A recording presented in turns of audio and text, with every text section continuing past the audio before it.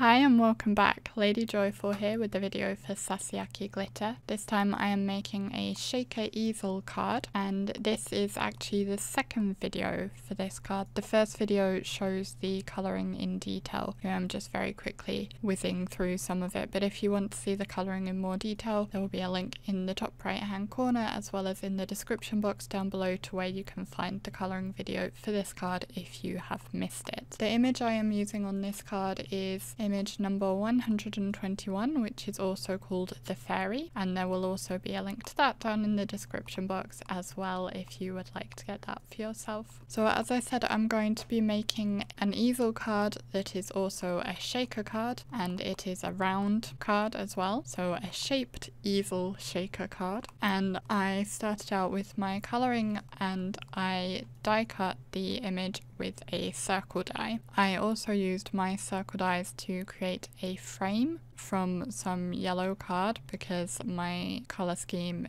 uses a lot of yellows, so I used some yellow card for my frame. And I'm applying some glossy accents all around the edge of the frame, and then I'm going to add my piece of acetate, which is cut with the largest of the circle dies that I used for making the frame, so I'll adhere those two together. I then had to add my image to a circle of white card because I'd actually cut the image too small.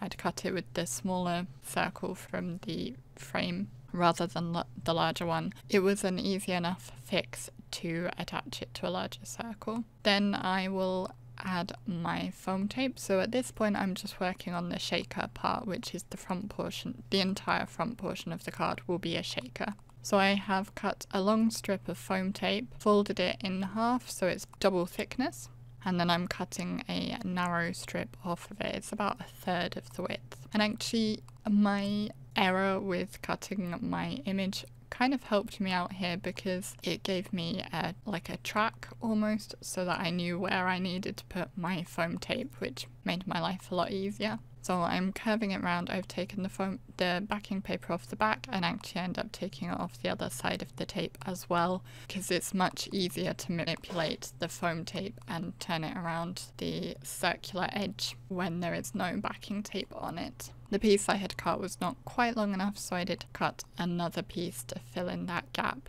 And when you're working with a shaker, you want to make sure the foam tape covers the entire area. You don't want any gaps at all, otherwise your shaker mix will escape. Having completed my shaker well, I'm going to start adding in my sequins. I had some little pearlescent flowers from my stash that I used up, and then I also added in some Simon Says Stamp sequins, which I believe is the Sunshine sequin mix. With the shaker complete, I'm going to start working on the mechanism of my easel card. So I have another circle of white card and I scored it twice, once at 1 centimetre down, and that portion is going to attach to the back part of the card. And then I also added a score line a bit further up from the bottom, which will attach to the front of the card. I actually end up doing that twice because initially I was thinking that line wasn't far enough back. I didn't think it was giving enough space to my easel, so I added a line further back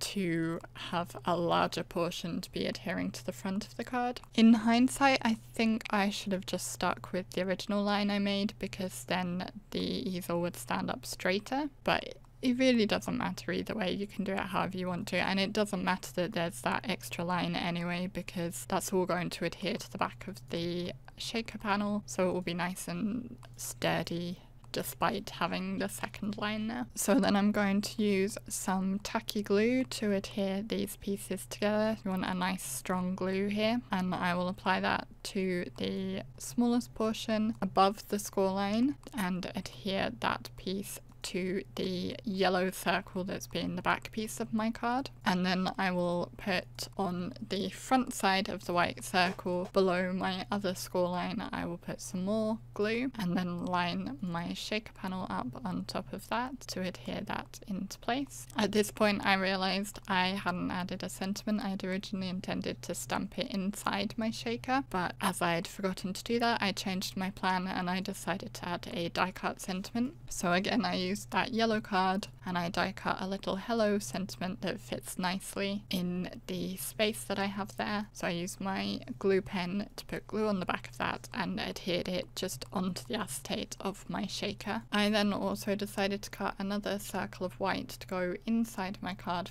to be the area to write on. So to make sure it fitted properly, I just trimmed a little bit off the top and slid it into place. Whilst that was drying, I worked on the element that would hold my easel portion up, which is just this little flower. I die cut 2 little flowers, the top of which is stamped on, and layered them together to give them a little bit of dimension. I'll then adhere this into place at the edge on that bottom portion of my card, and this just gives the easel portion something to lean against so it will stay up properly. And then that completes my shaped shaker easel card. Now you can see how it stands up when it's finished. I really hope you enjoyed this video. If you did, you can click the like button below, and you can leave me a comment down below as well to let me know what you thought. You can click on the bubbles on screen to subscribe to my channel and also the Sasayaki Glitter YouTube channel if you are not yet subscribed to those. There are also 2 other videos on screen that you may enjoy. Thank you so much for watching, and I will see you in the next video. Bye!